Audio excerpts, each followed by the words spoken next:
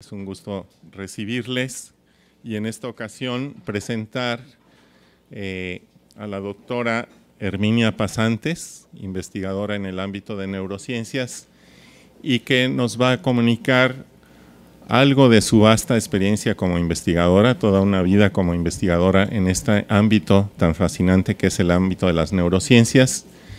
Y esta comunicación irá en torno al trabajo que ella ha desarrollado en investigar el funcionamiento del cerebro y en particular su vinculación con el campo de las emociones, es decir, con la felicidad.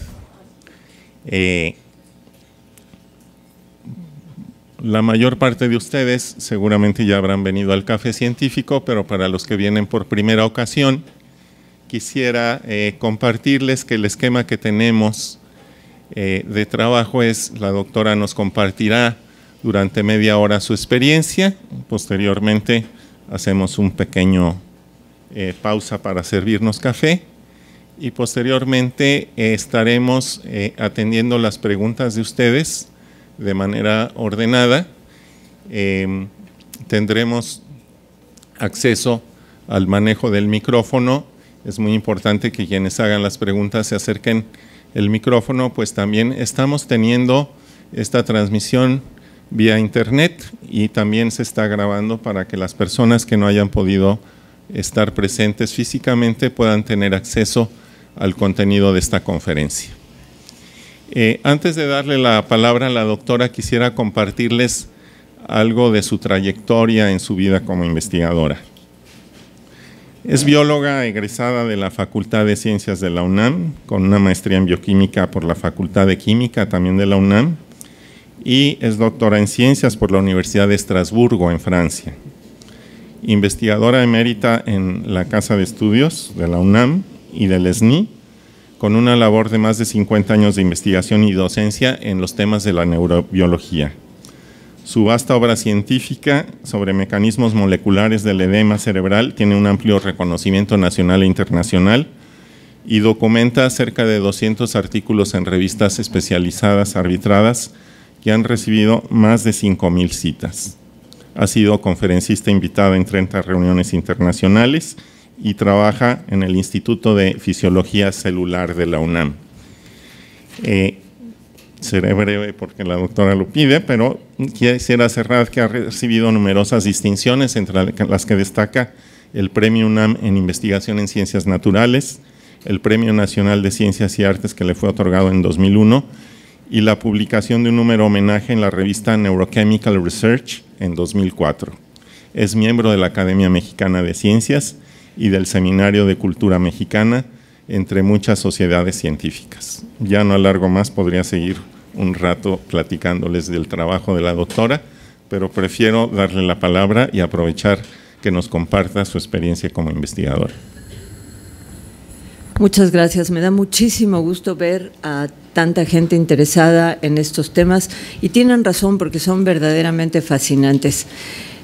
Como ustedes oyeron, yo he pasado los más de 50 años de mi vida estudiando cosas que no tienen que ver con las emociones, tienen que ver con el edema cerebral, que es un problema clínico muy importante, pero que no tiene que ver con las emociones. Mi interés por este tipo de temas, por una parte, deriva de que son cosas hermosas, que es importante compartir con la gente.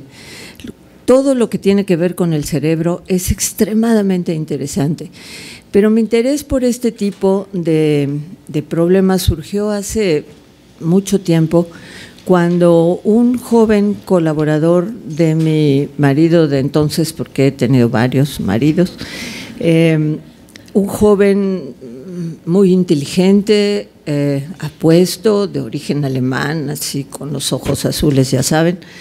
Bueno, pues de pronto se divorció y se alejó completamente, tenía muy poco interés, estaba completamente desincentivado, estaba triste, estaba adelgazando.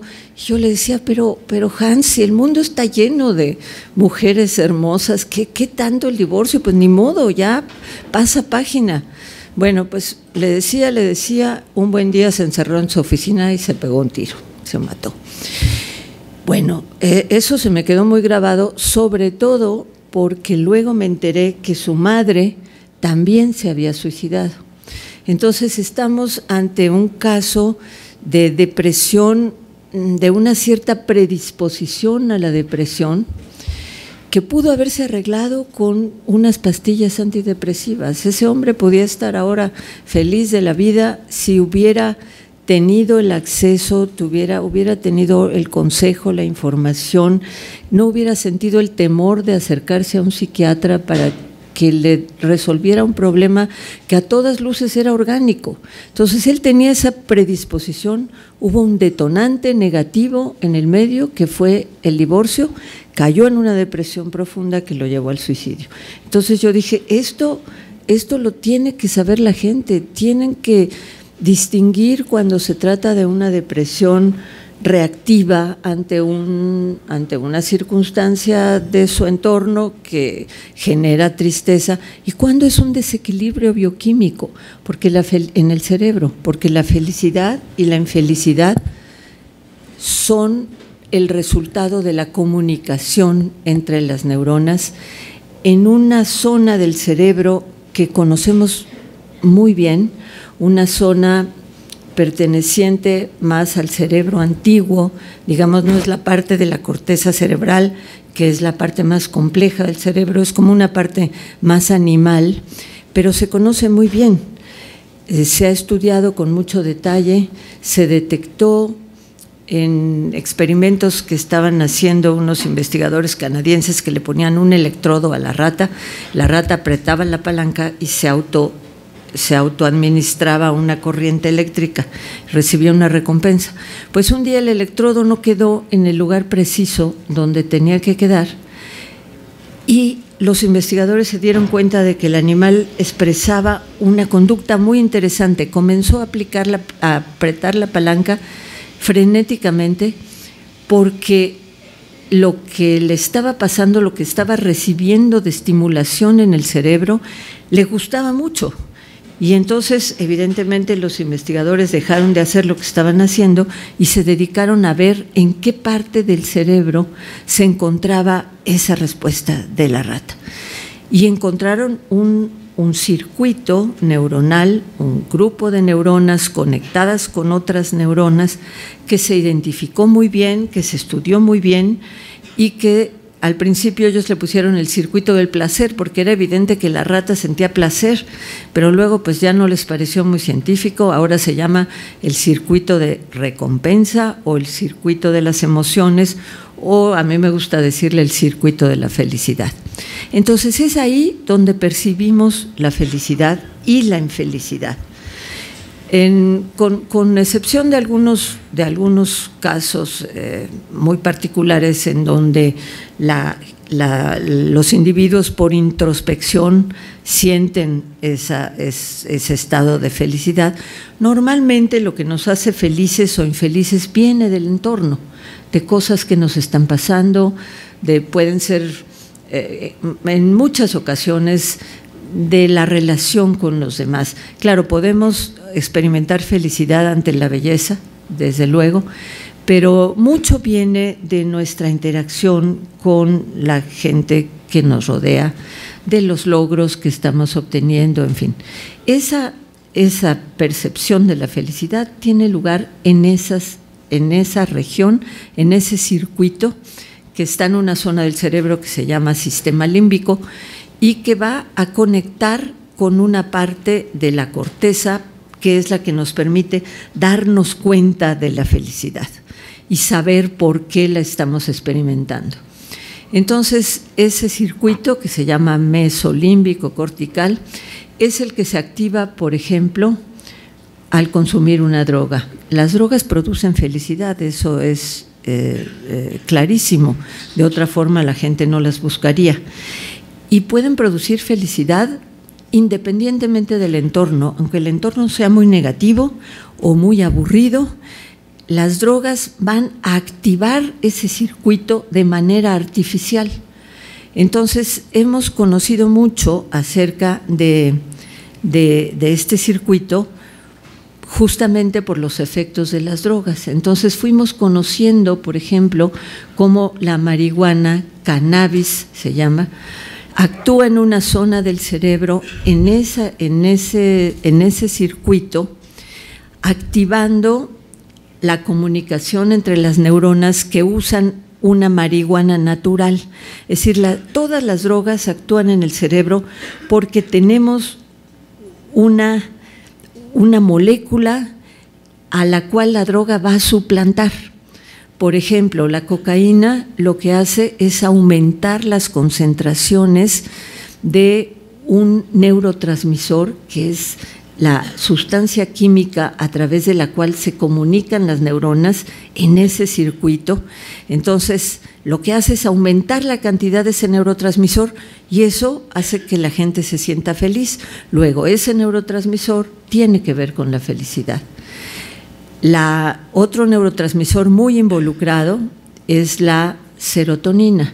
Por ejemplo, todos los antidepresivos de última generación que pueden transformar la vida de una persona de una situación de tristeza a una situación normal, todos aumentan la concentración de serotonina en ese circuito precisamente.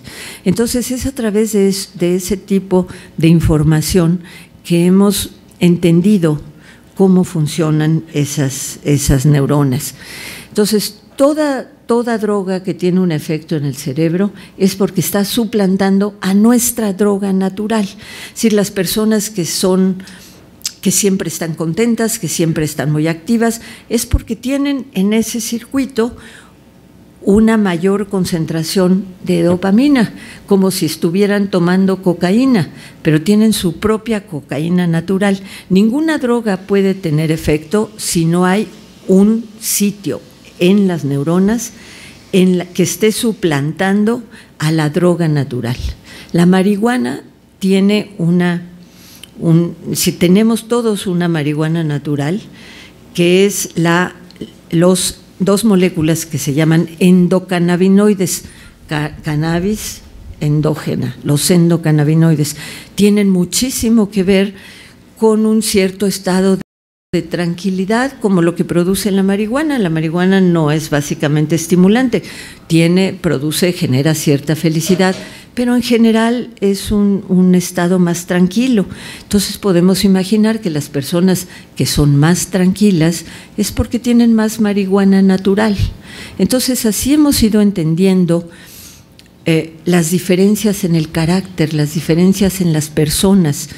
Ustedes seguramente se han dado cuenta que los niños que son hermanos, que son educados en el mismo ambiente, pueden ser muy diferentes, pueden tener un carácter muy distinto. Y a pesar de que, tienen los mismos padres, claro, no van a tener el mismo contenido genético porque van a tener algunas diferencias y seguramente también durante el desarrollo su cerebro se alambró, se organizó en conexiones, en redes neuronales un poco distintas para cada uno de ellos. Entonces, alguno puede tener más endocannabinoides y entonces tener un carácter más tranquilo, otro puede tener más dopamina, por ejemplo, y tener más actividad, ser algo más estimulante.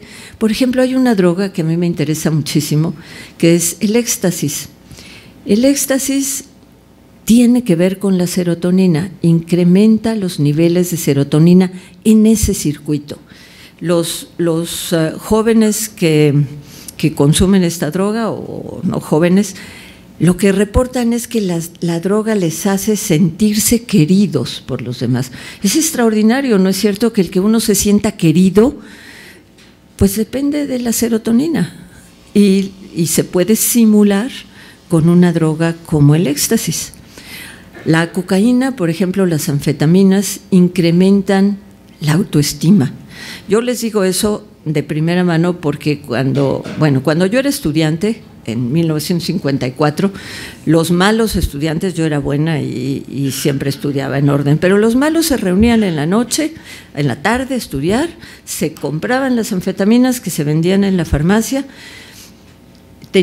aumentaba su capacidad de concentración, no tenían que salir, no tenían que dormir, no tenían que salir a comer, porque las anfetaminas quitan el sueño, quitan el hambre, y además contentos. Bueno, pues era perfecto, y no se les olvidaba, y aprobaban sus exámenes y todo bien. Yo no las probé entonces, pero sí las probé, porque más adelante, después que nacieron mis hijos, se vendía para adelgazar, y pues yo quería adelgazar. Me tomé esa pastillita, era una cápsula transparente llena de bolitas de colores, ya de por sí sugestiva, y entonces empecé a sentir algo tan extraordinario. Lo que más me llamó la atención fue ese aumento en la autoestima. Yo sentía que, digamos, podía correr el medio maratón sin problema, que me iba a hablar Robert Redford. Yo creo que sí se acuerdan ustedes de lo guapísimo de Robert Redford hace 50 años, y que me iba a decir que me quería ver, me parecía normal. Fue tan extraordinario que yo digo siempre que dije, esto tiene que ser pecado. Me dio un miedo tremendo y las dejé de tomar.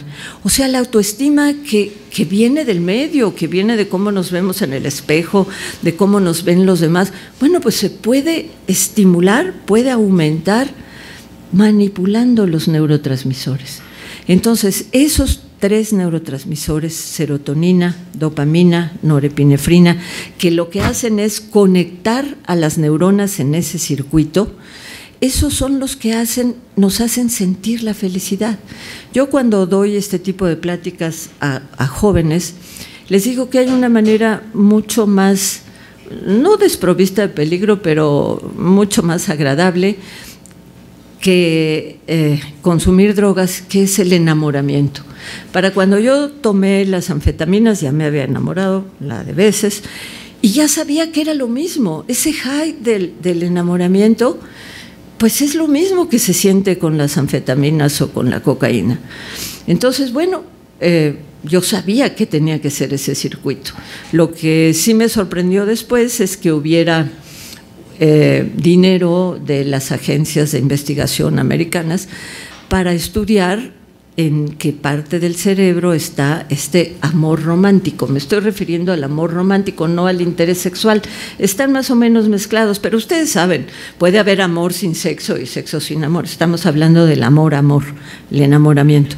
Pues ninguna sorpresa me causó. Circuito mesolímbico cortical activo en la persona enamorada. Circuito mesolímbico cortical deprimido en los momentos del desamor. Entonces, pues bueno, algo que parece tan intangible como el amor, pues depende de la dopamina, la serotonina y la norepinefrina. Ahora, este circuito de las emociones termina en la corteza prefrontal, en una zona de la corteza prefrontal. Ahí es donde percibimos las emociones, donde elaboramos todo el proceso de por qué nos estamos sintiendo felices o infelices para el caso, cuando hay razones, hay algo que razonar, porque hay veces como la depresión que no hay razón para sentirse así. Y es ahí en esa zona en la que podemos tal vez controlar las emociones. Hay personas que van a controlar sus emociones, hablemos del enamoramiento, hay personas que van a controlar pues esa necesidad, ese efecto de droga que tiene el enamoramiento, otras que se van a dejar ir. Depende de esa zona de la corteza en donde se evalúa el costo-beneficio de lo que estamos haciendo para obtener la felicidad. Entonces, puede suceder que lo que nos da felicidad, como es el caso de las drogas, pues va a tener un costo muy alto. Y entonces es en la corteza en donde se está estableciendo, entre la corteza y la zona, el circuito de la emoción, en donde se establece esa lucha de decir, pues qué bien me siento con la droga, es extraordinario. Y la corteza está diciendo, pero ¿a qué costo? Te estás lastimando a tu familia. A veces se puede controlar, a veces no. y cuando no se puede controlar, pues está en una situación de adicción, que es el verdadero problema de las drogas.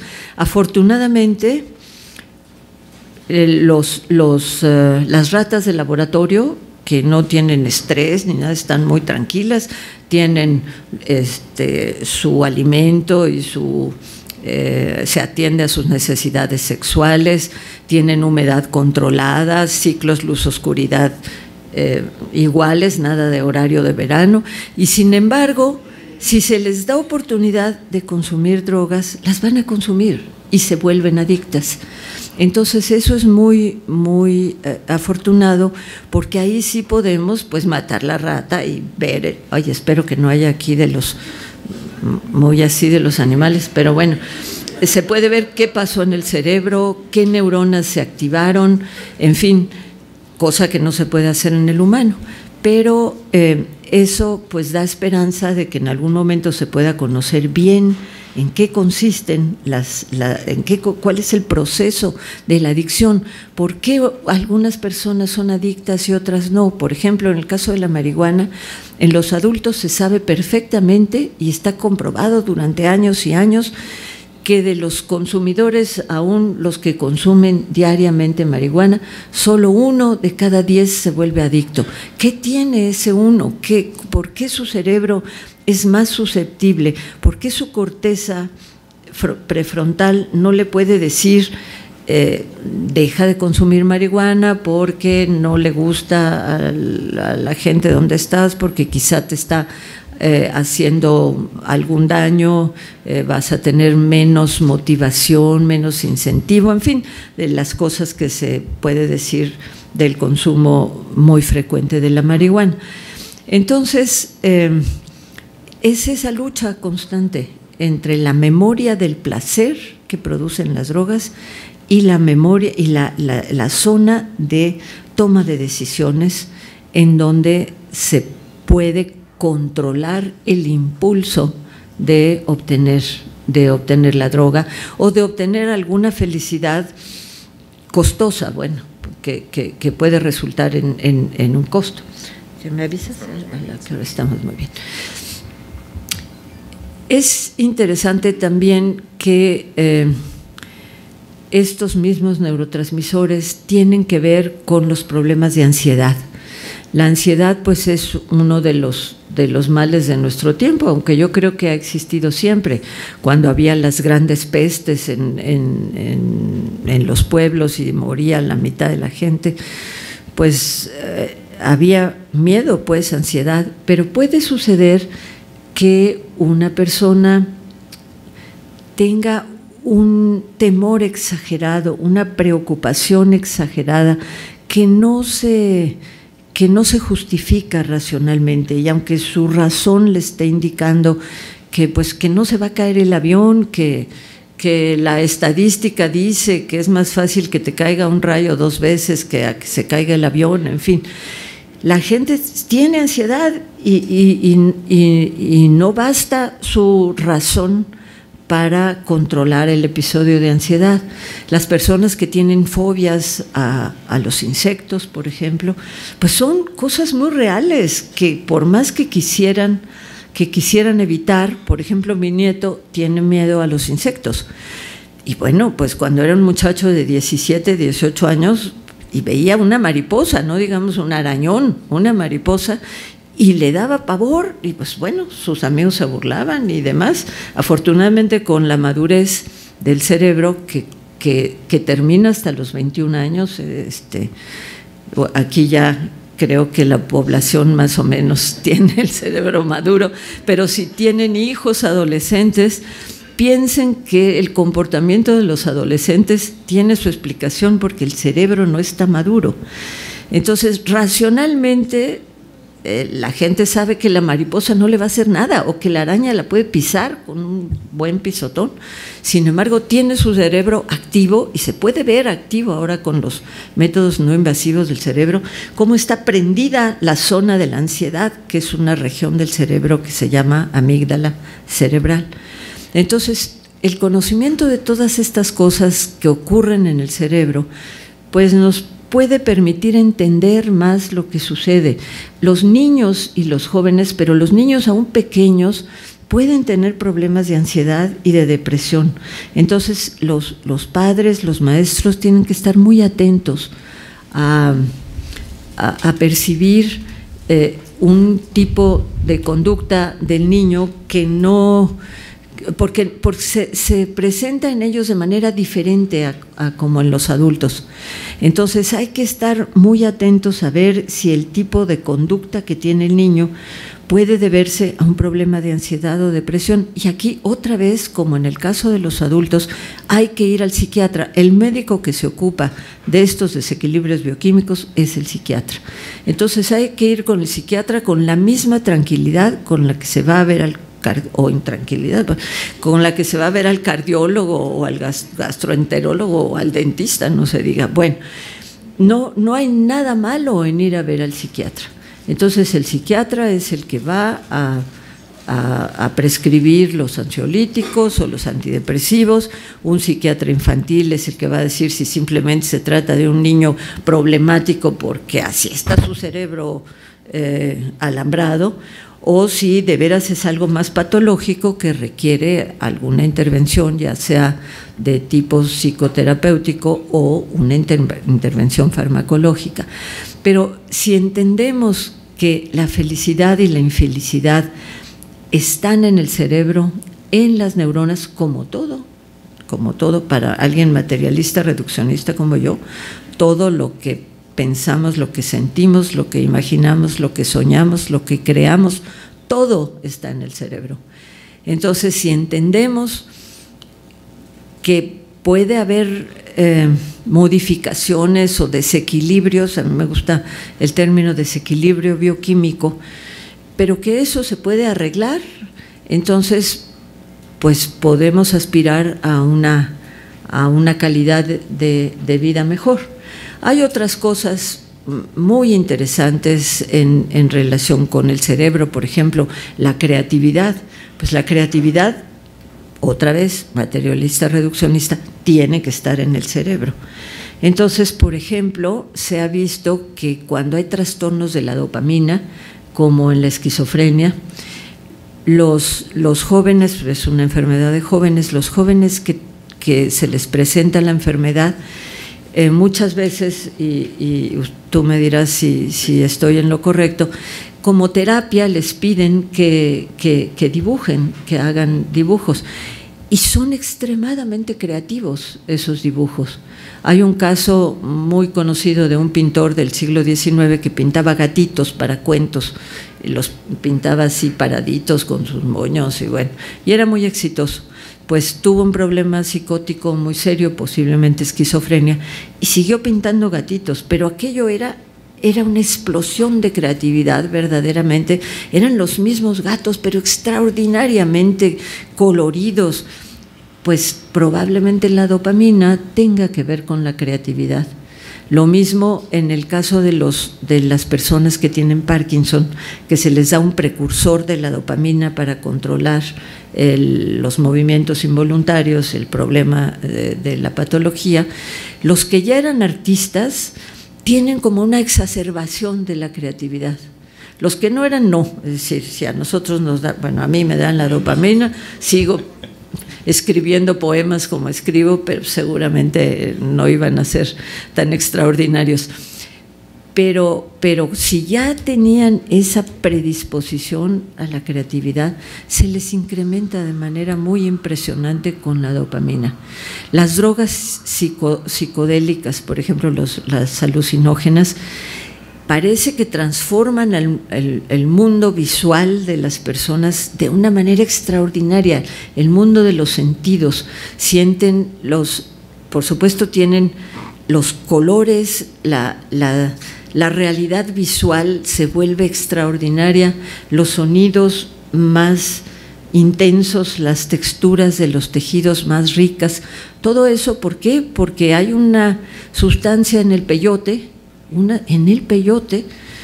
que es idéntica a la serotonina y que bloquea uno de los receptores a la serotonina y entonces modifica la comunicación entre un grupo de neuronas que funcionan con la serotonina como neurotransmisor. Entonces son cosas verdaderamente extraordinarias y… ¿sí? 3 minutos.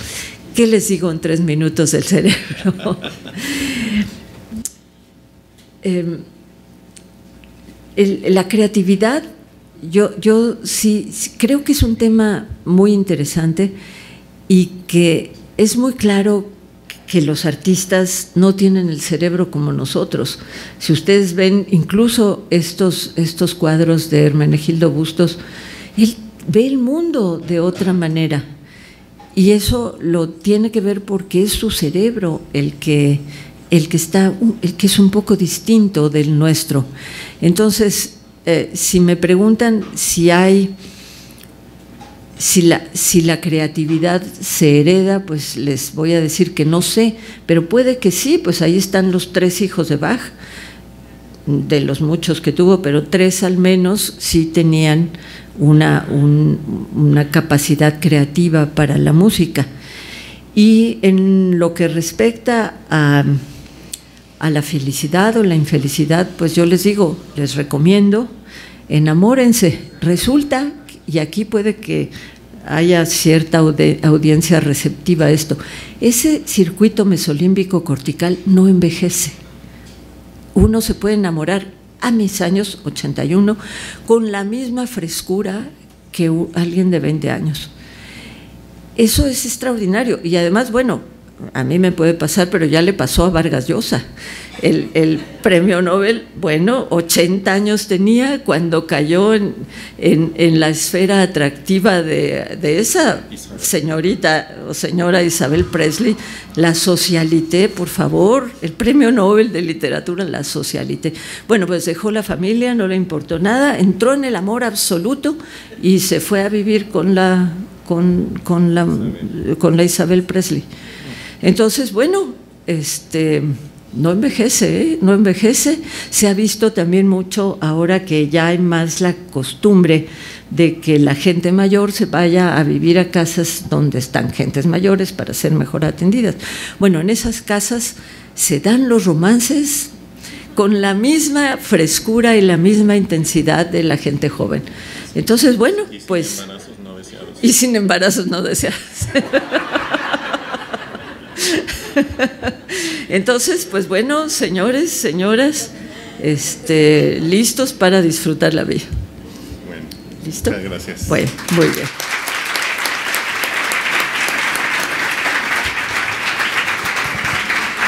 Pues hacemos una pausa de 10 minutos para servirnos café y luego reanudamos con las preguntas, si les parece.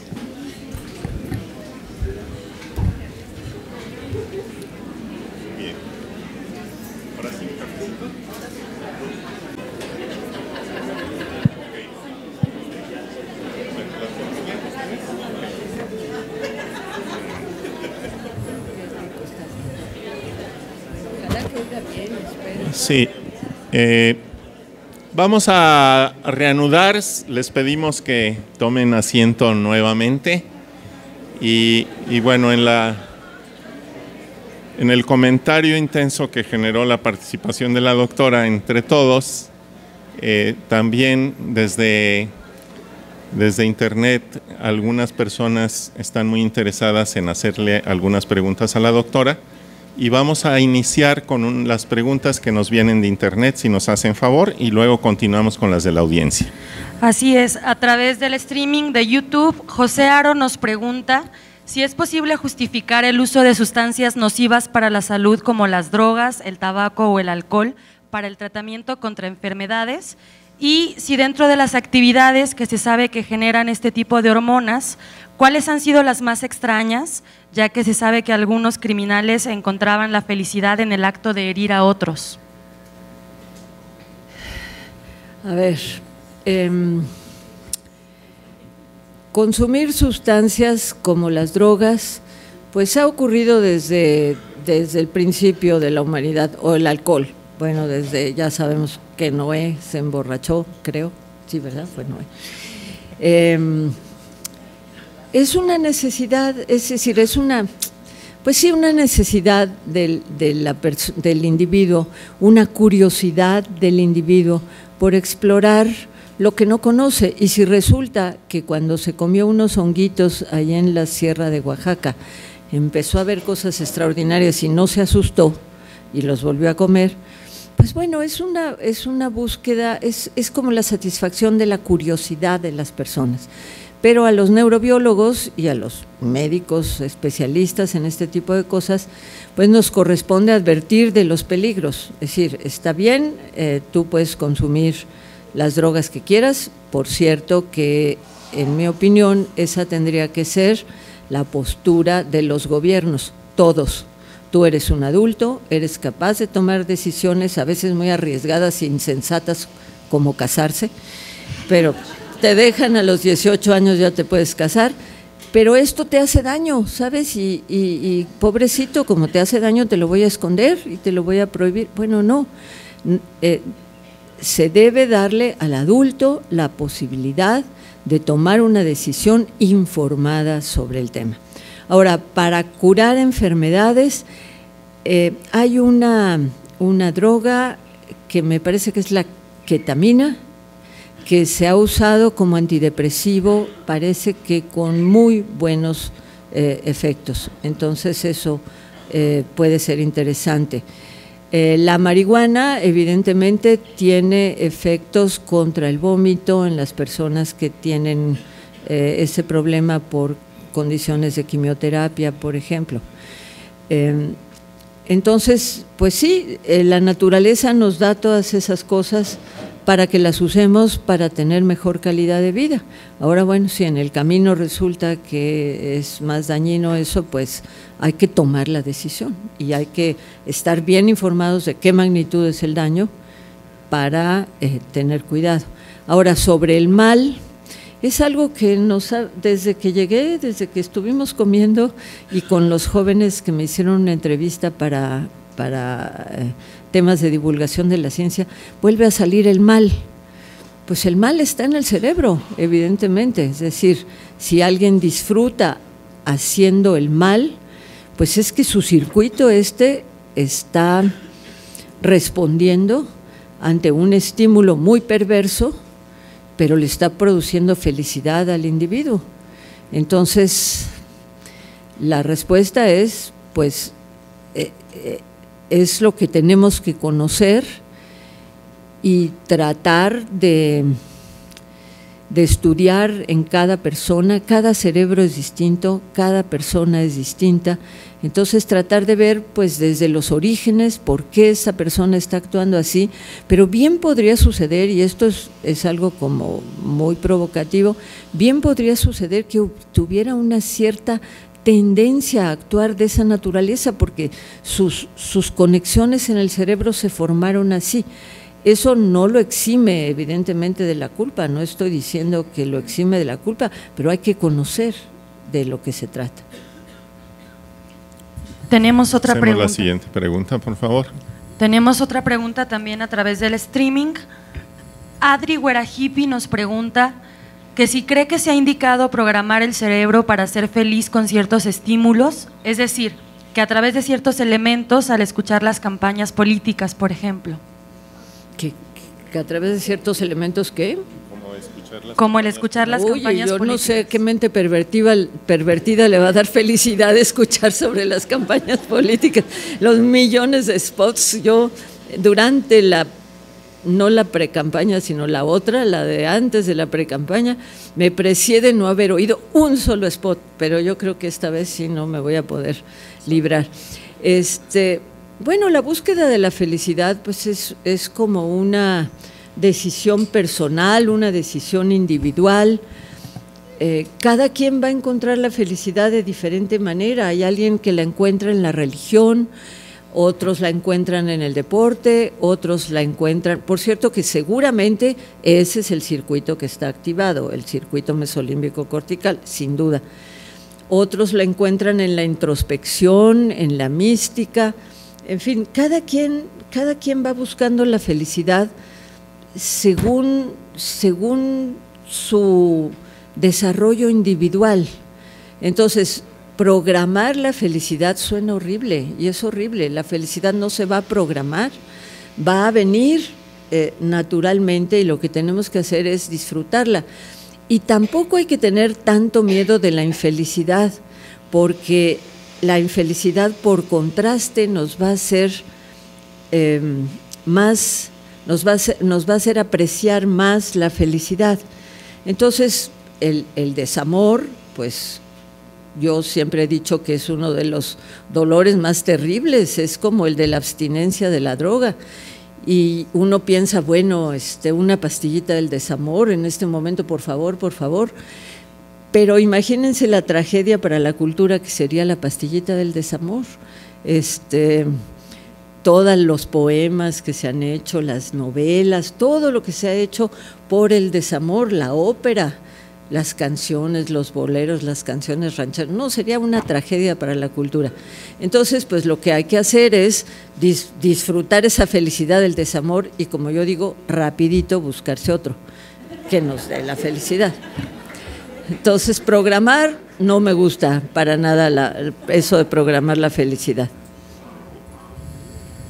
Bien, creo que con esto no hay más preguntas del streaming y abrimos a preguntas de parte de la audiencia. Tenemos por acá una del lado izquierdo. Por acá atrás. Hola, buenas tardes. Yo creo sin duda que hoy en día el estudio de la mente está más en boga y tiene mucho más recursos que en todo el resto de la historia del conocimiento humano, de la ciencia. En su opinión, ¿qué es lo que podemos aspirar como sociedad a encontrar en el cercano futuro gracias a esta investigación? ¿Será que en el futuro podamos modificar a la sociedad de tal suerte que efectivamente se consuman o estén disponibles nuevas drogas o nuevas sustancias que nos permitan ser más creativos o que nos permitan no tener estas situaciones de ansiedad, etcétera? Es decir, manipular a una sociedad completa gracias a los descubrimientos que están por venir. Y bueno, desde el punto de vista ético o moral, ¿representaría esto un obstáculo para llegar a eso o no? A ver, yo no sé si ustedes ya son suficientemente viejos como para haber leído El mundo feliz de Aldous Huxley. Justamente lo que planteaba era eso, programar a la sociedad para que siempre fuera feliz. Entonces, a mí me sorprende muchísimo, y me sorprende desde luego negativamente, el que haya estos avances en la tecnología que son verdaderamente espectaculares, y sin embargo sigue habiendo guerras, y sigue habiendo hambre, y sigue habiendo desigualdad.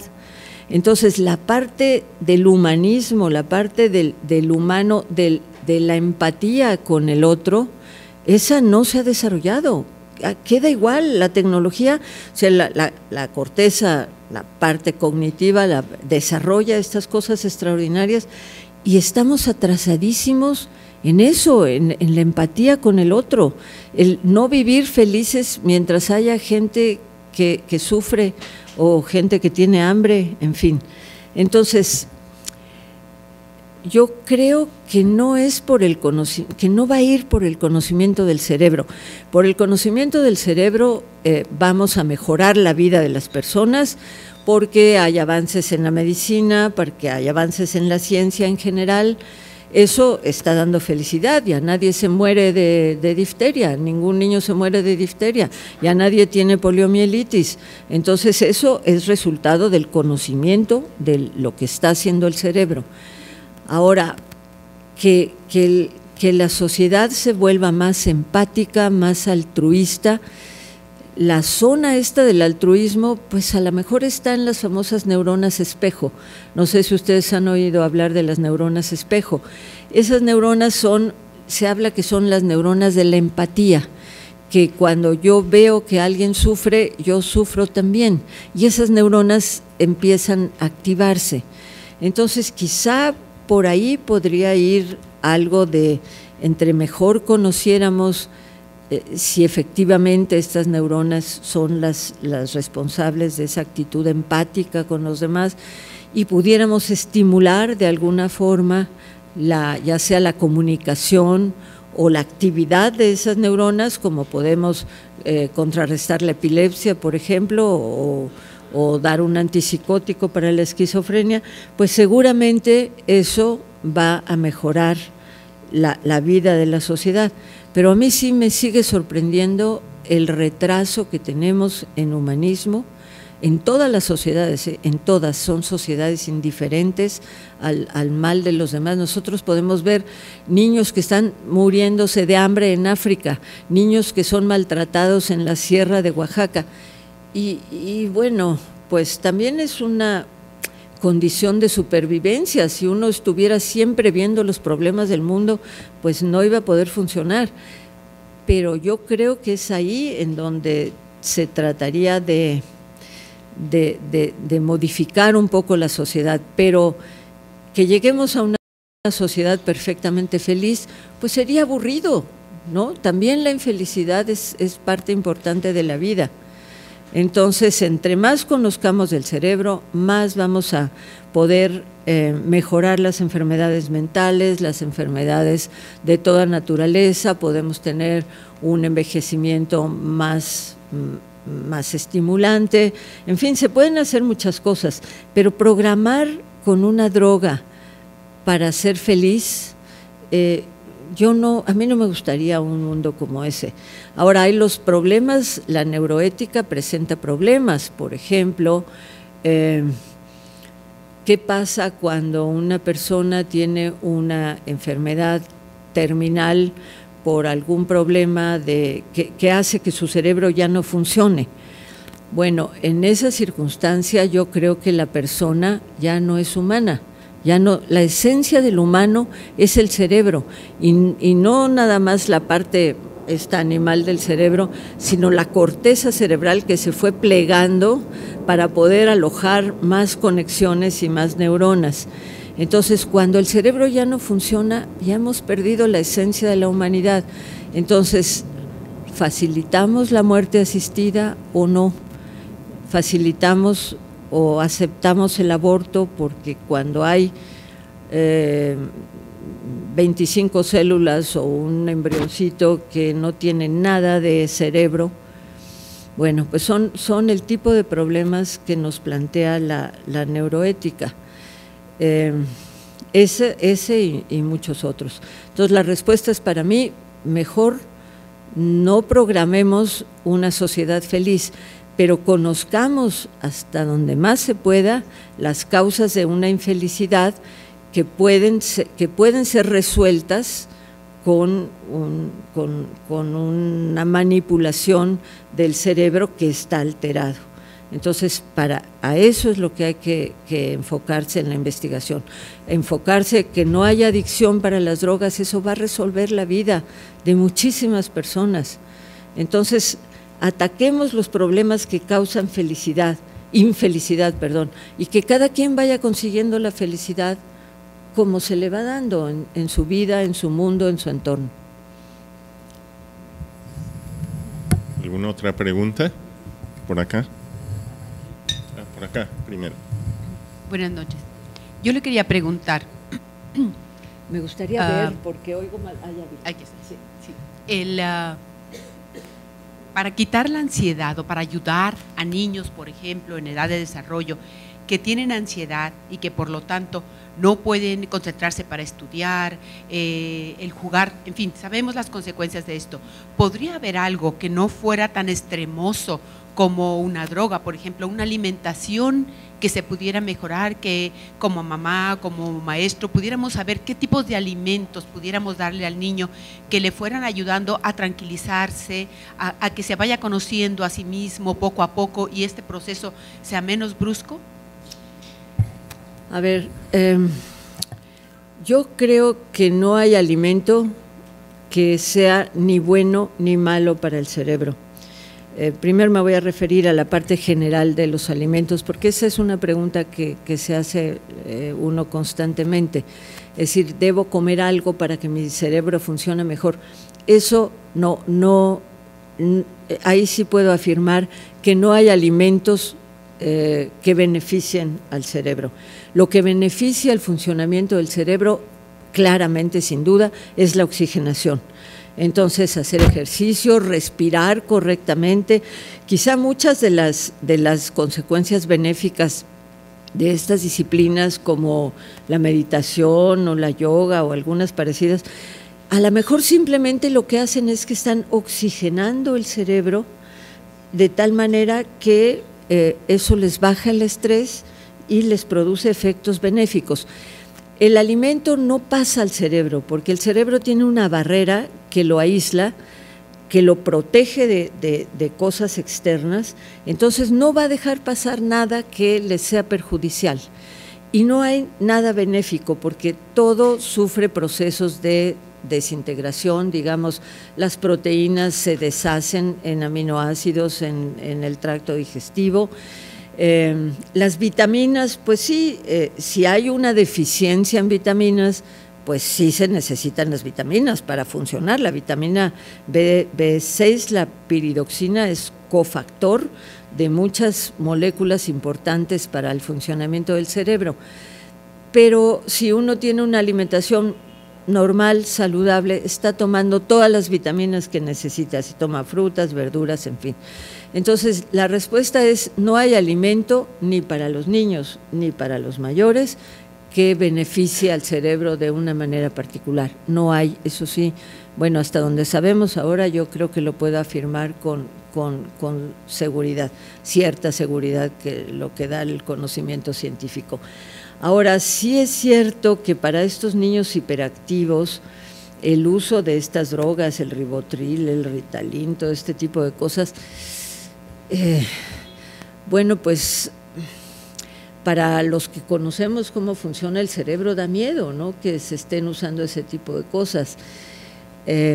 No sé, no soy psicóloga, tal vez el doctor podría ayudar a contestar esa pregunta, pero la parte de los alimentos no, pero quizá haya otra. ¿Y por qué no me ayudas? Y contestas esa pregunta. No, bueno, tampoco soy experto en farmacología como para responder respecto a los efectos del Ritalin, por ejemplo, para disminuir la ansiedad, y que ha tenido pues muchas consecuencias, que ha hecho que el consumo, al menos en Estados Unidos, esté cada vez mucho más bajo por los efectos colaterales, inclusive por efectos adictivos que lo generan. Por supuesto que yo no tengo una respuesta, ni me tocaría responder a esta pregunta, pero respondiendo con base en lo que he platicado con la doctora, es que de manera general es importante reconocer que el tratamiento farmacológico es clave, y que, por ejemplo, los avances últimos que tenemos en nanotecnología van a hacer avanzar muchísimo la manera de incidir con mayor precisión y con menos efectos colaterales con lo farmacológico, pero que junto con ello es muy necesario el trabajo psicoterapéutico. Actualmente, en muchos colegas del área de psicología pues tienen cierta reticencia al tratamiento farmacológico, y muchos psiquiatras tienen cierta reticencia a la psicoterapia. Y bueno, a mí me parece que son formas de intervención complementarias que se requieren ambas para resolver problemas aplicados prácticos como el de la ansiedad infantil. Pasamos a la siguiente pregunta, doctora. Por acá tenemos una... Buenas noches. En los casos de individuos que están deprimidos por razones que no responden a, digamos, una predisposición genética o alguna anomalía en la anatomía de su cerebro, ¿le parece adecuado el uso de fármacos para arreglar esa depresión? Y mi pregunta es porque me imagino que la depresión en esos casos estaría respondiendo a algún suceso en la vida del individuo. Entonces, el uso del fármaco arreglaría la depresión, pero no el suceso que lo deprime. Sí, hablamos de, bueno, los psicólogos, los psiquiatras hablan de la depresión reactiva, que es justamente esa que mencionas. Es una depresión, un estado de tristeza, de desánimo, de disforia ante un suceso triste en la vida del individuo. Pero con el tiempo, un cerebro normal, entre comillas, lo que puede ser normal, empieza a recuperar sus niveles de neurotransmisores y de funcionamiento neuronal en ese circuito. Ahora, si esa depresión que inicialmente fue reactiva dura mucho, se prolonga por mucho tiempo o se agrava, entonces podemos estar pensando en un desequilibrio bioquímico. Es decir, para mí, cualquier estado de ánimo, cualquiera, depresión profunda, menos profunda, felicidad, todo está en el cerebro y todo está mediado por esos 3 neurotransmisores. Bueno, en el caso de la ansiedad participa otro que va frenando o desacelerando o acelerando a las neuronas que usan estos neurotransmisores. Entonces, lo que sentimos en el cerebro por el entorno lo percibimos como comunicación entre las neuronas en ese circuito. Entonces, lo que hay que hacer es esperar suficiente tiempo para ver si eso no se arregla por sí solo. Puede ser que haya sido un efecto demasiado fuerte y que el cerebro no se puede readaptar a la normalidad. Y entonces hay que usar los antidepresivos. Miren, una vez en una plática que yo di en un museo en México, estaba hablando justo de estas cosas y me vino a ver una joven, con unos 30 años por ahí, y me dijo, oiga, yo creo que lo que yo tengo es eso que dijo de la depresión. Eran hace como unos 10 años, no era tan conocido este asunto de la depresión. Dijo, porque siempre estoy triste, desanimada, me nació una hija y ni así me siento bien. Entonces vengo a ver si me puede dar algo. Yo le dije, yo no te puedo dar nada porque no soy médico, pero ve al Instituto de Psiquiatría, y le vi cómo le cambió la cara. Le digo, pero no estoy diciendo que el psiquiatra es como el dentista. Si te duele el diente, vas al dentista, tienes ese problema, vas al psicólogo. Bueno, se fue. Y regresó como a los 6 meses con unas flores enormes y me dijo que había tomado los antidepresivos y que le habían cambiado la vida y que lo único que sentía era todos esos años en que no supo qué le pasaba. Entonces no hay que tener miedo de los antidepresivos, a pesar de que funcionan en el mismo circuito que las drogas. Ni las drogas son antidepresivos, ni los antidepresivos son adictivos. Se pueden tomar cuando se necesitan y bajo la prescripción médica, despacito, irlos dejando, y ya se ve si ya se compuso el problema bioquímico, perfecto, y si no se ha compuesto, pues entonces se sigue con los antidepresivos. Puede haber la depresión endógena en una persona que tiene un ambiente muy tranquilo y muy positivo y muy agradable, y sin embargo se siente mal. Por ejemplo, la depresión posparto o la depresión asociada a la menopausia. En la menopausia, pues bueno, antes pues se creía que, cierto, sobre todo antes, era una edad difícil porque pues ya los hijos, que eran pues una gran fuente de felicidad y de ocupación, ahora ya lo que menos quieren es que su mamá se ocupe de ellos fuera. Los maridos a veces les entran también trastornos en ese momento y, en fin, puede haber complicaciones, pero puede que no, y sin embargo la señora está en una depresión profunda. Bueno, eso se cura con el antidepresivo y se acabó. Lo mismo la depresión posparto. Ocurre en un grupo pequeño de mujeres, pero ¿por qué tienen que estar sufriendo si se puede arreglar con una medicina? Es como tener un dolor de muelas tremendo y no querer tomar un analgésico. Es exactamente, hay que utilizar los avances del conocimiento para incrementar la calidad de vida. Una pregunta por ahí atrás.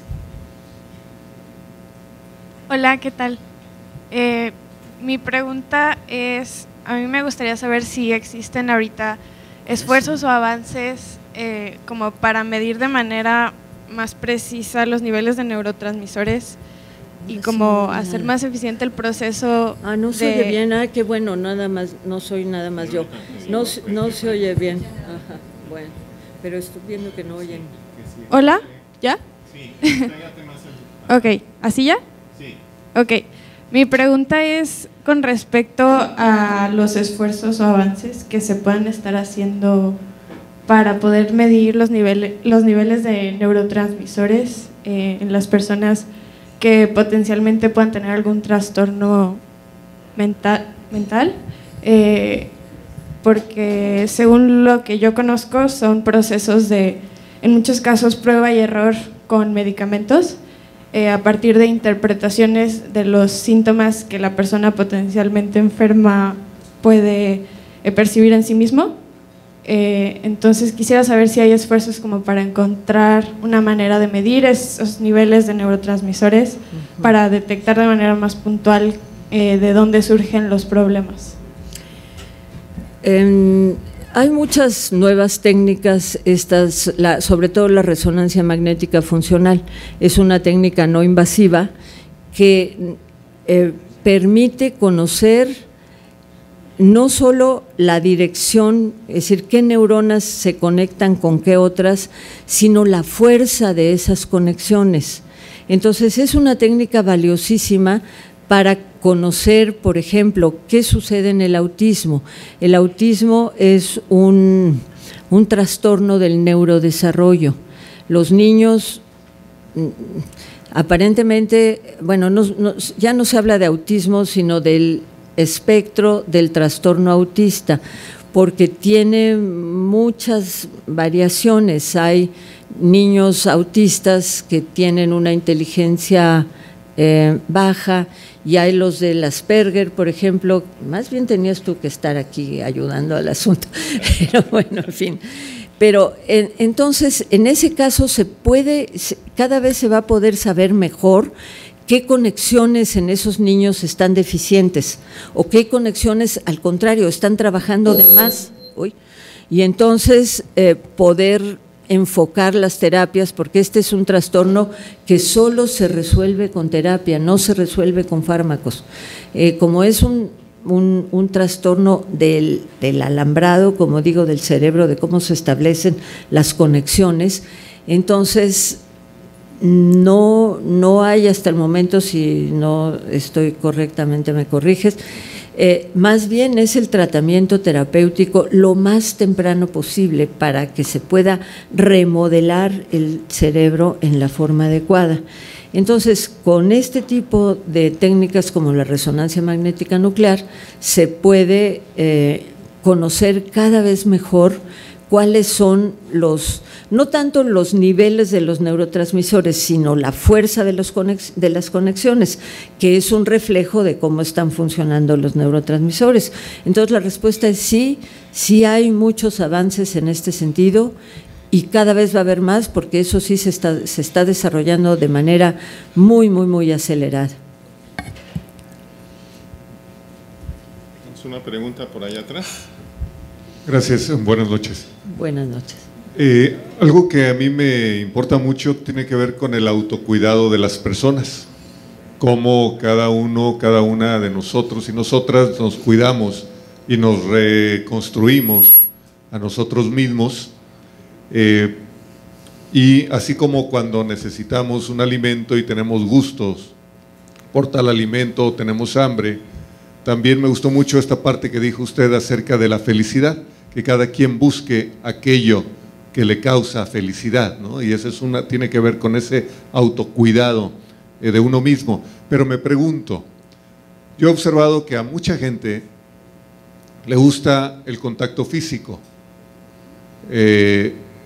bien, no el agresivo, sino el apapacho, este abrazo, el abrazo por sí mismo genera la marihuana cerebral, la serotonina, es decir, es generador por sí mismo, y de ahí lo beneficioso del contacto físico, o es un mito. Es decir, me gustaría saber su perspectiva, por favor. No, desde luego que no, desde luego que es muy claro que eso, que un cariño a un niño, que todo eso es obvio que tiene que ver con esa relación yo y el otro. Y una forma maravillosa de obtener felicidad es dar felicidad al otro. Eso, bueno, para la mayor parte de la gente funciona. Es decir, si yo soy capaz de hacer feliz a otro, pues yo también soy feliz. Yo creo que esas son las neuronas espejo.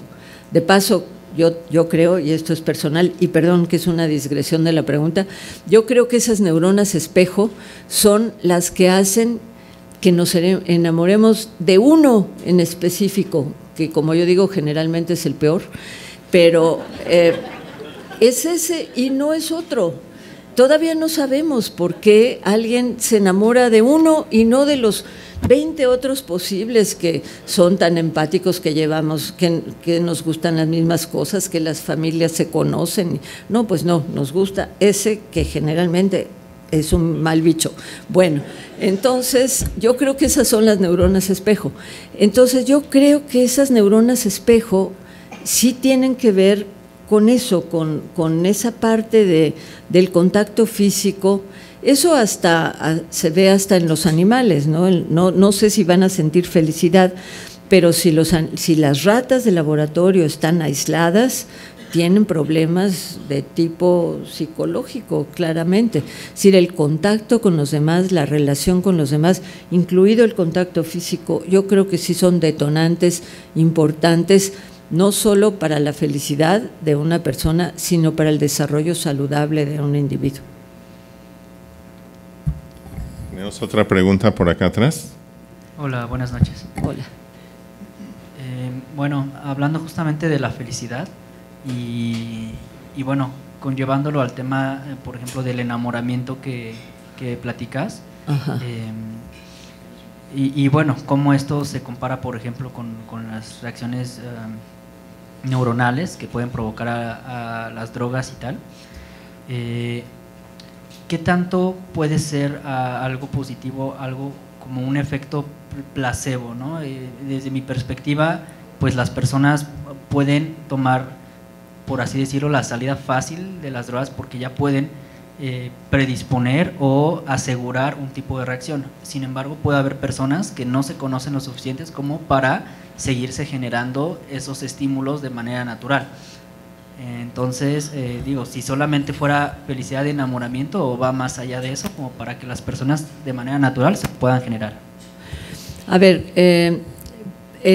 los efectos de las drogas en términos de felicidad se han podido estudiar muy bien con esta resonancia magnética funcional. La cocaína y las anfetaminas lo que hacen es bloquear al transportador de la dopamina, serotonina, norepinefrina. Si se bloquea el transporte, a ver, cuando una neurona se comunica con otra para mandarle un mensaje, libera un neurotransmisor. Y mientras esté allí el neurotransmisor entre el espacio que hay entre las dos neuronas, las neuronas están comunicadas, pero esa comunicación tiene que estar muy bien regulada, porque, por ejemplo, una teoría con bastante validez sobre la esquizofrenia es que parte de los síntomas de la esquizofrenia se deben a una sobreconversación entre neuronas que utilizan la dopamina como neurotransmisor. Entonces, se tiene que regular muy bien esa conversación. Y lo que la regula para estos neurotransmisores es que hay unos transportadores, como unos autobuses, que la sacan del sitio de comunicación y se acaba la comunicación. Entonces, cuando en el caso de la cocaína o de las anfetaminas, si los transportadores están inhibidos, entonces el neurotransmisor sigue comunicando a las neuronas. Entonces se puede ver muy bien en experimentos con voluntarios que cuando más o menos en el cerebro, en esa zona, aproximadamente el 50% de los transportadores están ocupados por la cocaína, el sujeto reporta el high. Entonces ahí no hay placebo que valga, ¿eh? Por ejemplo, en el caso de la marihuana, sí, la respuesta no es estereotípica. Hay gente que siente cosas diferentes con la marihuana, alguien se tranquiliza más, a alguien le dan ataques de risa, es decir, es diferente para cada individuo más o menos. Pero para las anfetaminas y la cocaína, cuando está inhibido el 50% de los transportadores de la dopamina básicamente, entonces hay más dopamina en esa zona, la gente tiene el high. Entonces no es un efecto de placebo. Ahora, en el caso de la felicidad, pues es como más sutil. En el caso del enamoramiento es como más sutil. Pero incluso se ha medido, hay estos que les dieron el dinero para estudiar los circuitos del amor romántico, se ha medido cuánto dura, porque no dura para siempre, menos mal, porque si estuviéramos en el high del enamoramiento, la productividad, bueno, entonces no dura para siempre. Claro, estamos hablando del grueso de la curva de distribución, se calcula entre 3 y 6 meses lo que dura ese enamoramiento, es estar en las nubes. Exacto, un estado alterado de la conciencia completamente. Pero, y luego ya se reemplaza, por ejemplo, en los matrimonios o la gente que tiene una relación ya más larga después de haber tenido esta etapa tan intensa de enamoramiento, se va reemplazando. Hay gente que dice que este efecto es más parecido un poco al de la morfina, al de los opioides, porque también tenemos nuestras endorfinas, como ustedes saben, la morfina natural. Entonces, es posible que en el caso del enamoramiento, pues vamos, es tan estereotipado al mismo tiempo, pero tan individual, que pues cada quien lo va a sentir de manera distinta y va a saber si se está autoengañando o si de veras el enamoramiento es real. Tenemos una pregunta por atrás. Hola, buenas noches. Hola. Doctora. Sí. ¿Cuál es su opinión sobre catalizadores como el modalfinilo, citicolina o el Adderall en términos de adicciones o daños? Acetilcolina no creo que los otros no los conozco. A ver si tú sabes qué son. No lo sé. La acetilcolina es un neurotransmisor, es el que se usa para el movimiento, para el nervio músculo, la comunicación de la neurona para el músculo, para el movimiento, pero esa se degrada en el cerebro, no hay manera de subirla mucho. Por ejemplo, la enfermedad de Alzheimer se produce por una serie de factores que afectan sobre todo a las neuronas que producen acetilcolina, porque además de ser el neurotransmisor que conecta nervio con músculo, tiene que ver con la memoria. Es lo que decía el doctor de la nanotecnología. El problema que tenemos es que como son como unos 30 neurotransmisores para todo lo que hacemos, lo que pensamos, caminamos, respiramos, nada más 30 neurotransmisores, están funcionando están funcionando para diferentes cosas. Entonces, si se modifica una, pues se va a alterar la otra, obviamente. Entonces, para el caso de la acetilcolina, pues yo no creo que se pueda, ¿se toma la acetilcolina? Yo creo que no, porque se degrada en el cerebro, entonces. Y los otros, la verdad no sé si hay aquí alguien, un psiquiatra que conozca, o qué tipo de medicamentos son los que… Son anfetaminas son como aceleradores metabólicos para estudiar. Bueno, pues es lo que yo decía, los estudiantes de mis tiempos se tomaran no son aceleradores metabólicos, son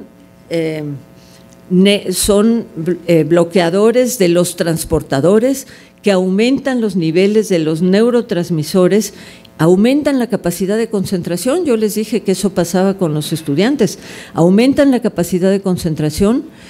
No sabemos muy bien, lo que sí sabemos es que todos son bloqueadores de los transportadores de estos neurotransmisores.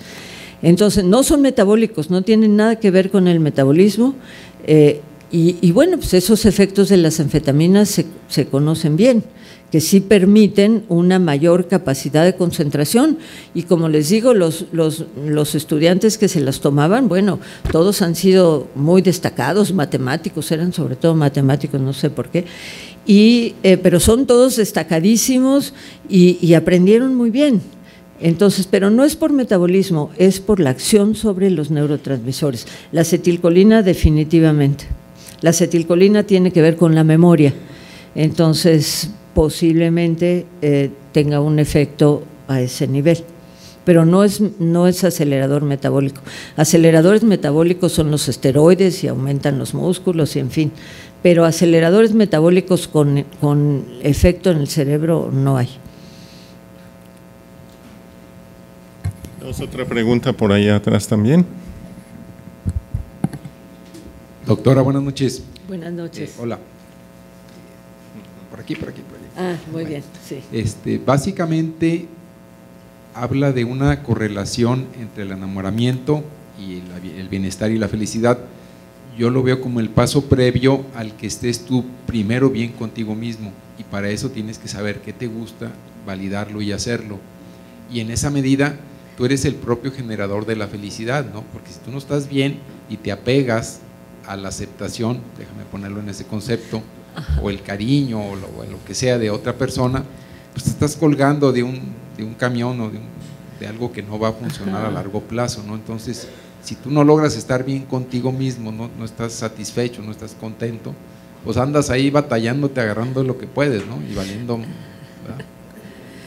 Pues eso puede ser, si suena muy bien en teoría, pero sabemos que no pasa en la realidad. Todos nos enamoramos, estemos bien con nosotros mismos o no.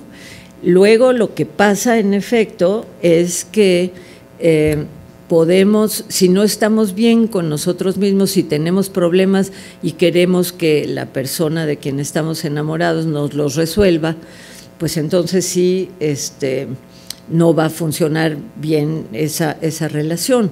Pero eso yo creo que es lo que viene después. Al principio ese enamoramiento generalmente da felicidad, y porque se activan muy bien esos circuitos. Después tenemos también el problema de los celos, que es un problema de ansiedad, de inseguridad. También tiene que ver con esos circuitos, evidentemente, con la corteza, con esta corteza prefrontal de la que hablábamos. Si yo siento celos, es un estado de ansiedad muy difícil, muy complicado. Yo no sé si los celos se curarían con un ansiolítico, ¿qué tal? A lo mejor sí, digo, porque es un estado de ansiedad, claramente, ¿no? Entonces, ¿qué tal que los ansiolíticos? Bueno, a lo mejor la próxima vez que me vean ya soy millonaria y tengo fundaciones por todo el país porque vendí los ansiolíticos para… Yo creo que bueno, que si uno está bien consigo mismo, pues va a ser feliz y va a hacer felices a los demás. Pero yo creo que el enamoramiento es algo como más agudo, más ubicado, acotado en el tiempo, y es muy especial y muy, vamos, uno siente la opresión en el pecho, ¿no? No que el corazón tenga que ver, el corazón es una bomba aburrida, lo único que sabe hacer es contracción, relajación, contracción. Claro, se necesita, pero no tiene nada que ver con el enamoramiento. Yo creo que tiene más que ver ese plexo que anda por el estómago. Lo de las mariposas en el estómago, yo creo que eso sí tiene un poco más de realidad que el corazón. El corazón nada. Entonces, pues sí, estoy de acuerdo, pero uno se enamora sin saber si está bien consigo mismo o no. Eso pues le llega y ya, afortunadamente, ¿no? Pero sí entiendo muy bien el punto. Y pues bueno, otra vez el estar bien con uno mismo, pues depende cómo le va en la vida, depende cómo está el entorno, depende cómo nuestra capacidad para manejar los problemas. Todo eso es cortical de la zona de la corteza, y que va amansando, digamos, o manteniendo bajo control ese circuito emocional. Pero uno que está muy bien consigo mismo se puede enamorar del peor y ya no valió nada. Está con el amor, le pueden decir cosas tremendas de esa persona y uno le da la vuelta y lo justifica y lo encuentra porque es como una droga, exactamente. Muy bien. Una pregunta allá atrás. Buenas noches. Alguna vez escuché en el radio que las personas que adquieren algún ascenso o algún alto rango empiezan a perder como valores positivos como la empatía o la bondad, porque hay como reacciones bioquímicas en el cerebro por cuestión del poder, y espero no errar en los términos. Quisiera preguntarle si esto es como algún reflejo de algún aspecto primitivo, por así decirlo. Se ve en el reino animal que debe de haber un alfa, ¿no? Alguien que sobresalga. Si está relacionado con eso, si es por el pasado que vivió la persona o por algún desorden neurológico, porque es obvio que no todas las personas son así, pero parecería ser que la mayoría de los personajes políticos padecen de eso, que pierden el suelo. Entonces, saber si hay alguna razón científica por la cual pasa eso. Pues debe estar pasando algo en el cerebro, de eso no me cabe duda, porque como ya dije, todo está en el cerebro. ¿Quién sabe el cerebro de los políticos cómo estará?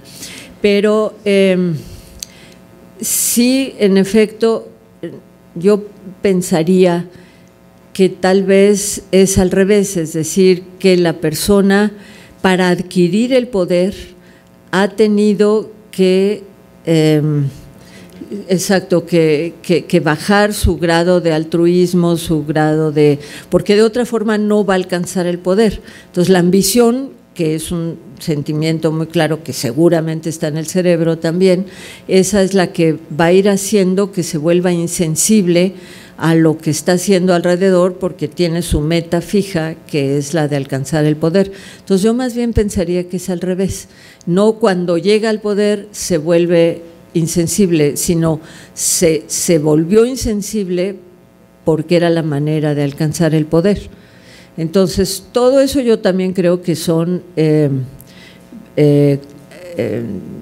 neuronas y neurotransmisores que están en la corteza cerebral. Hay un neurotransmisor muy interesante que es el ácido glutámico. A lo mejor, volviendo a esto de los alimentos, a lo mejor ustedes tal vez oyeron que hubo un tiempo en que el glutámico se decía que había que tomarlo porque era bueno para tal y tal y tal, para la inteligencia y demás. El glutámico no pasa la barrera del cerebro, entonces no entra en el cerebro, pero tiene mucho que ver, es el gran excitador del cerebro, el acelerador del cerebro. Entonces tiene efectos excitadores y puede estar a través de efectos de esa naturaleza, pues modificando mucho el entramado neuronal que tiene que ver con la conducta. Entonces, no puedo contestar, digamos, luego es sorprendente, por supuesto que yo ni soy especialista y ignoro muchísimas cosas, pero hay estudios un poco sobre eso, sobre la naturaleza de las personas que les interesa el poder, de si es igual en hombres y mujeres. Ese es un tema muy interesante también, es decir, las mujeres están igualmente interesadas que los hombres en el poder, o eso de que las mujeres tienen un techo de cristal que nunca van a alcanzar, no es porque simplemente no tienen tanta ambición como los hombres, no les interesa, no, es algo que no les interesa, y entonces o no están dispuestas a sacrificar todo esto de ir pisando a los demás para alcanzar el poder. Entonces, el tema de cerebro femenino y masculino es también muy, muy interesante, sí, y tiene que ver también mucho con las emociones. Estas neuronas espejo de la empatía son más sensibles en las mujeres, son más activas en las mujeres que en los hombres. Estamos hablando otra vez del grueso de la población, ¿eh? Obviamente que va a haber hombres muy empáticos y mujeres muy antipáticas, pero el grueso, estas neuronas espejo de las de la empatía responden mejor en las mujeres que en los hombres. Entonces, ¿qué tanto tiene? Mientras no sepamos cuáles, digamos, las neuronas o los neurotransmisores que tienen que ver con estos procesos mentales jerárquicamente superiores, como la ambición del poder, pues no va a ser fácil contestar, pero a mí me gustaría pensar que el ácido glutámico, este acelerador, puede tener algún efecto. Igual me permito complementar, ahora sí, doctora, a propósito. Vez con un psicólogo y bueno, un psiquiatra. Muy bien.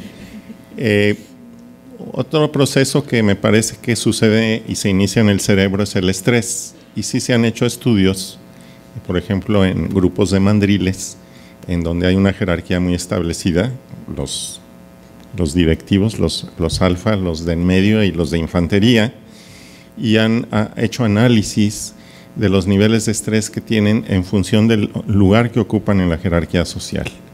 Y bueno, lo que se encuentra es que bajo condiciones de estabilidad, cuando no hay ninguna amenaza externa, aquellos que tienen los niveles jerárquicos más altos no tienen estrés. Es decir, tener poder no solo no es amenazante, sino es hasta divertido, ¿no? Pero los que son de infantería tienen más estrés, pero los que tienen más son los que están en medio, ¿no? Y bueno, estos estudios que se han hecho con animales se han replicado con humanos en empresas y curiosamente lo que se ha encontrado es lo mismo. Y bueno, puedo decir que este estudio lo hemos replicado en la universidad y encontramos lo mismo. Con condiciones de amenaza, los niveles altos de jerarquía se estresan rápidamente, responden rápidamente a la amenaza y cambia su nivel de estabilidad, ¿no? Pero pues extrapolar a nuestra clase política creo que es un brinco muy grande, ¿no? Tenemos por aquí una pregunta más. Seguro que el Trump no tiene ningún estrés, el maldito, ¿no? Está encantado poniéndonos a todos en estrés, pero él encantado. Bueno, muy bien. Bueno, yo tengo dos preguntas. ¿Dónde? Que yo vea. Ah, muy bien.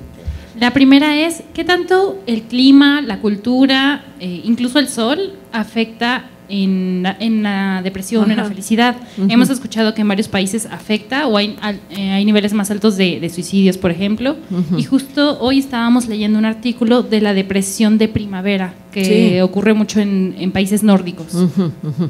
Sí, eso se ha comprobado, aunque digamos que a nivel molecular no queda muy claro, pero sí es un hecho que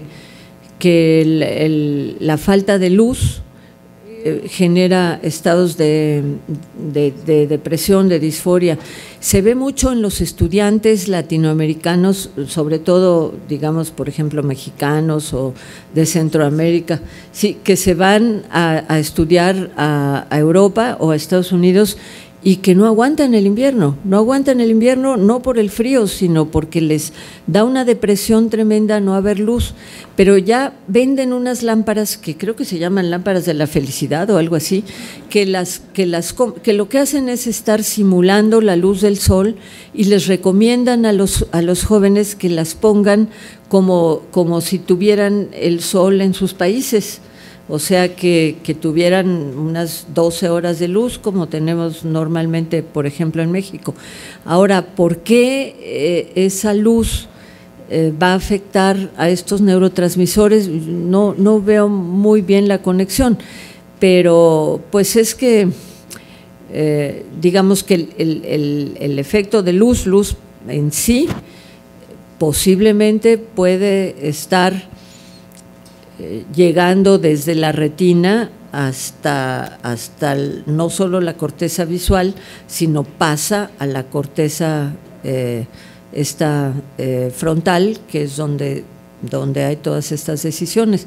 Entonces sí, es muy cierto, pero el mecanismo molecular yo no lo conozco, pero a lo mejor sí está estudiado, pero yo no lo conozco, pero que es un hecho que tienen estas depresiones que más que de primavera pues son de invierno, ¿no? Porque tienen es la falta de luz, es la falta de sol la que les produce, y en los países muy al norte, en donde hay muchísimas horas sin luz, también se ve que los picos de suicidio andan alrededor de ese tiempo.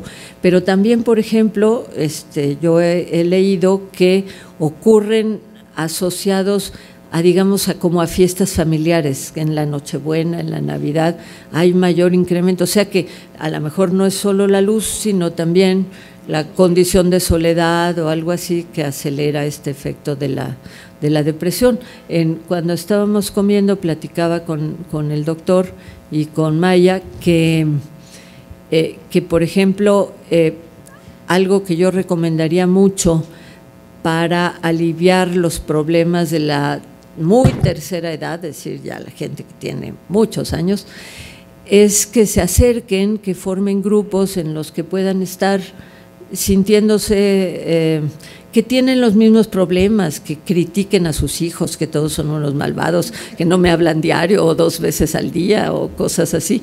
Entonces, ese acercamiento social está activando esos circuitos justamente, y entonces puede ser algo interesante para tener una vejez mejor. Incluso en Gran Bretaña hicieron el Ministerio de la Soledad, así se llama, para la gente mayor, porque ahí sí, en esas sociedades, nosotros todavía, y volviendo a lo que comentábamos hace un momento, pues tenemos la cultura del abrazo y el beso, ellos no, entonces están solos, están viejos y están profundamente deprimidos.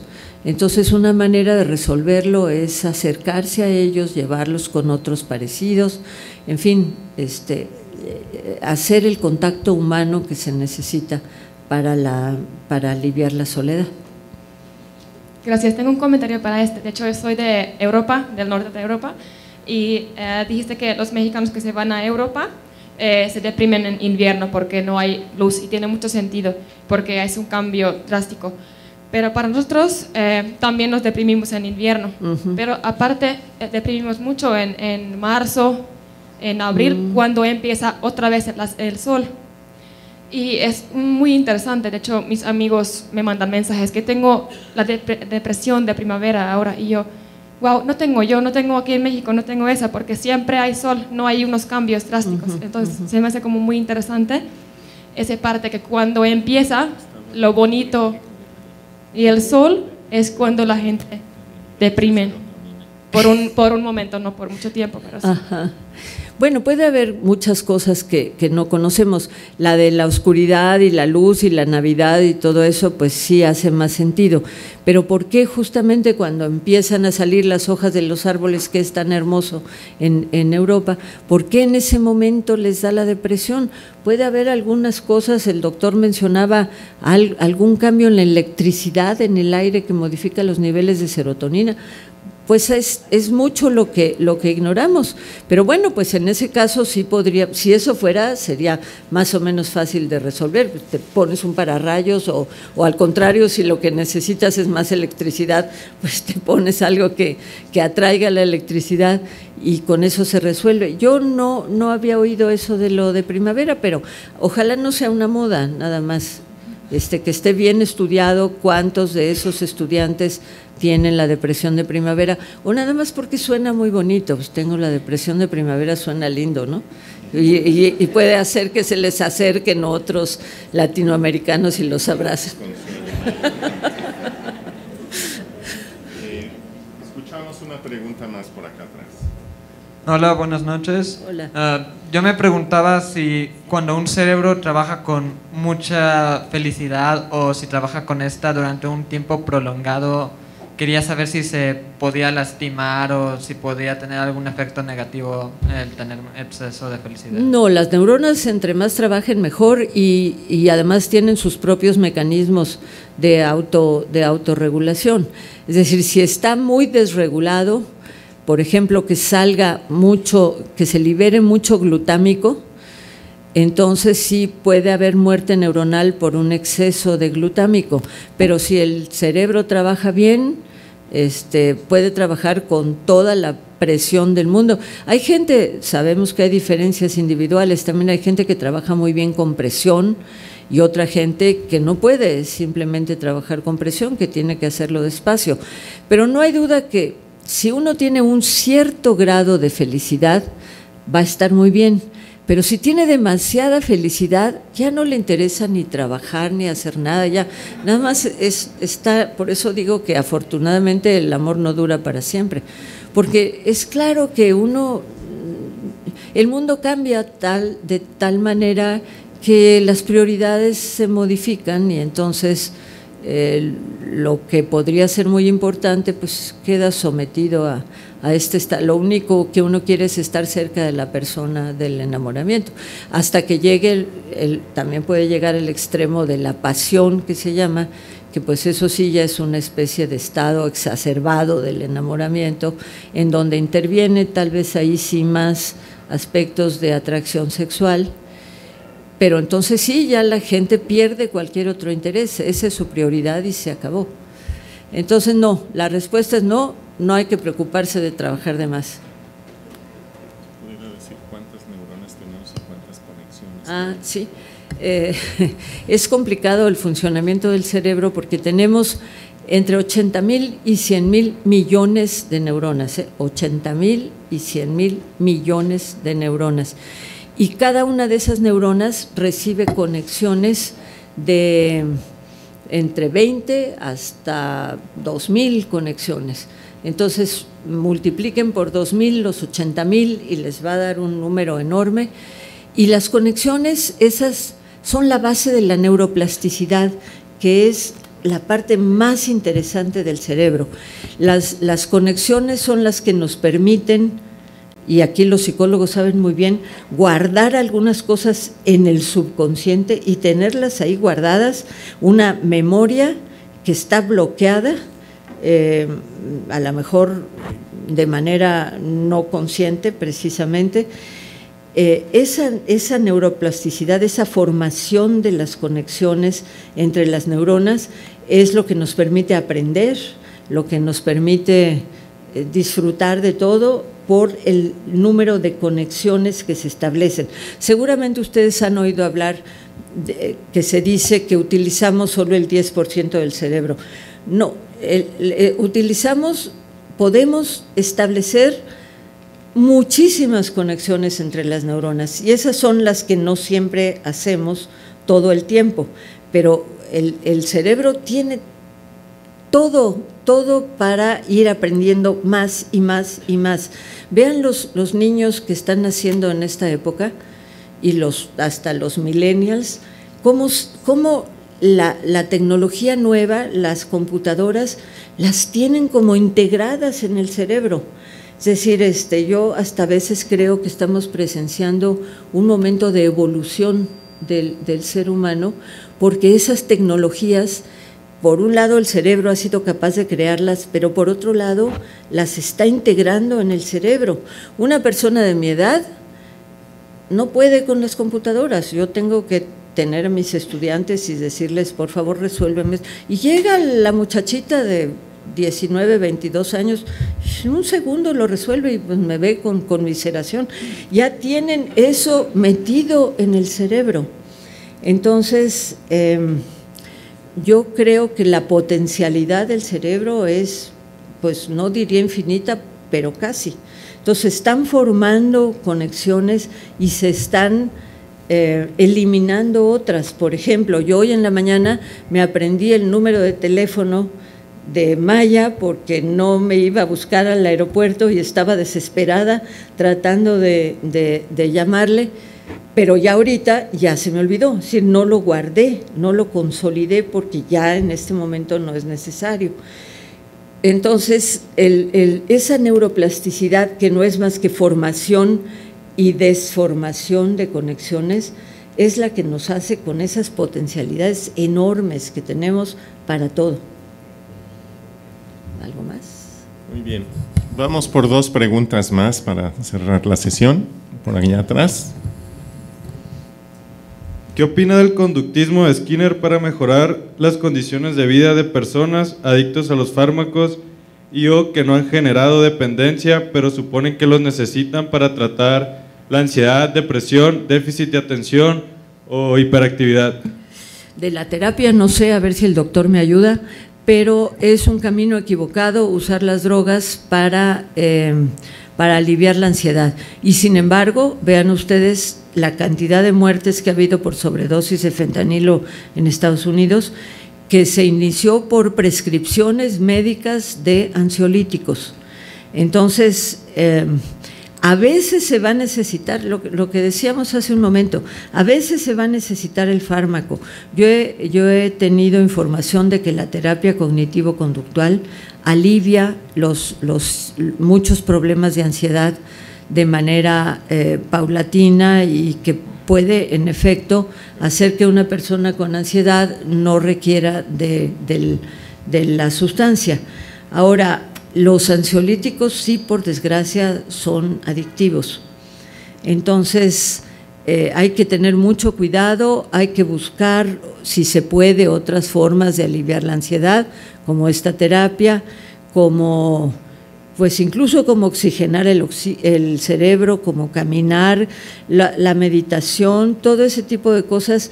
Yo no sé cómo funcionan, pero funcionan y no porque no entienda voy a decir que no existen, ¿no? A mí me gustaría pensar que es oxigenación y baja de estrés, pero yo creo que acudir a las drogas para bajar la ansiedad es el peor camino, porque lo que van a producir es adicción, y la adicción es una fuente tremenda de ansiedad. Porque miren, con la adicción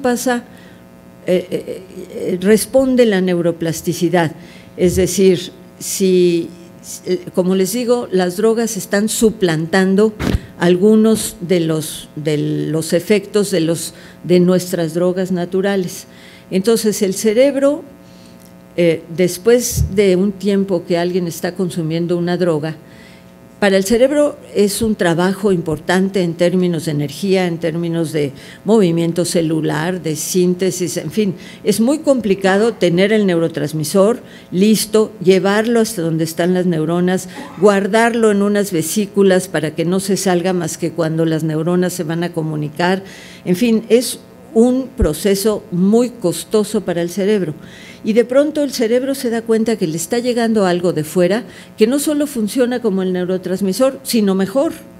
Entonces, ¿qué hace? Empieza a dejar de sintetizar los neurotransmisores o los receptores. Entonces, cuando una persona que tiene un nivel de felicidad, digamos, normal por el entorno y con los neurotransmisores, con lo que la está procesando, cuando viene una droga, sube el nivel de felicidad. ¿Por qué? Porque aumenta la conversación en esas neuronas. Pero si de pronto ya hay menos neurotransmisores, ya el cerebro se adaptó y está trabajando menos porque está confiando en la droga que viene de fuera.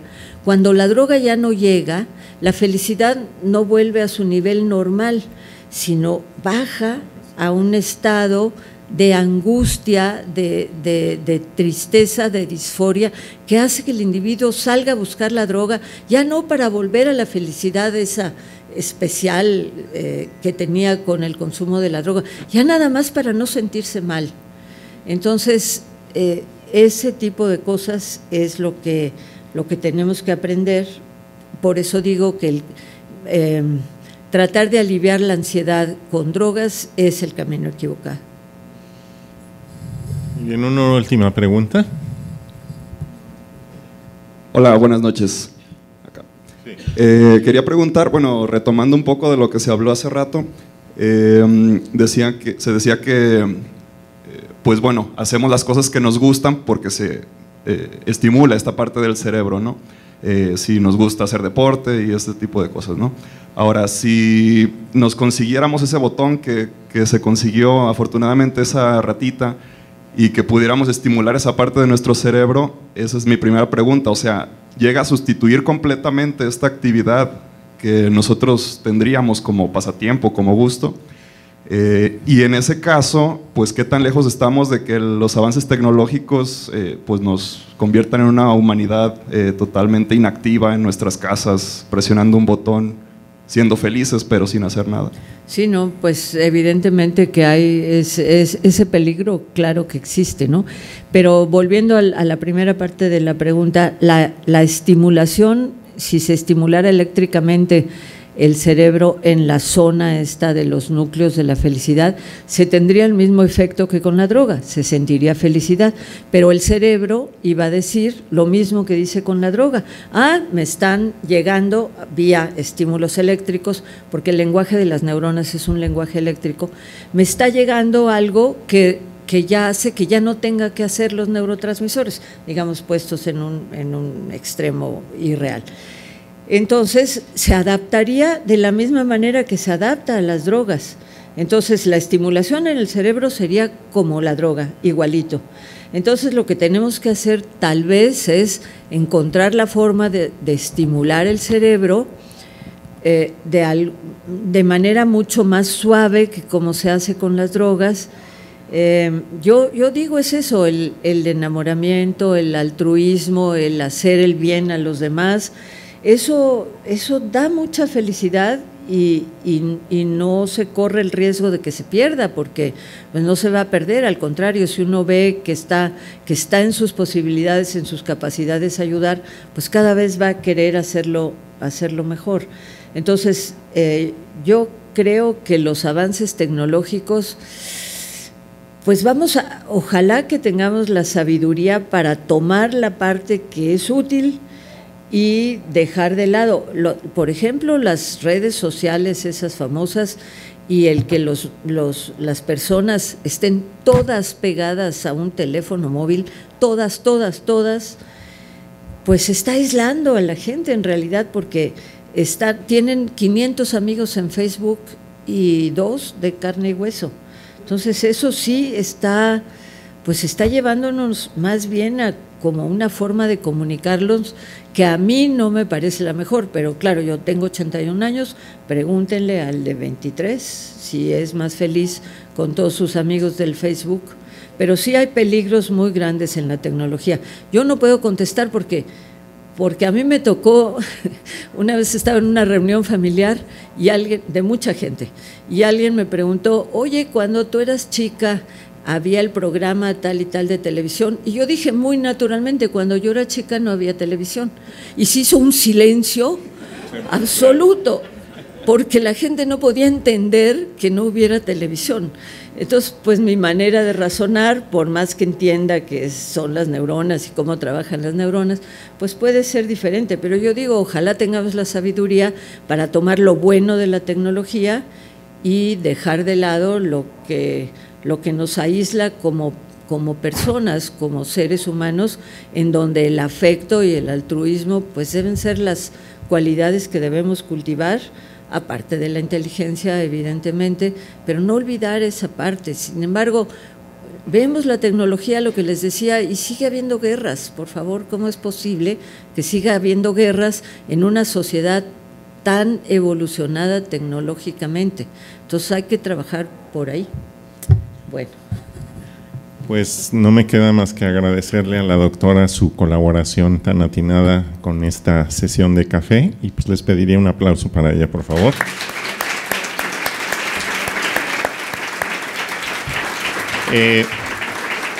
Aprovecho para invitarles a la siguiente sesión, que será el 8 de mayo. Viene la doctora Rocío Díaz de la Garza, que es doctora en biotecnología.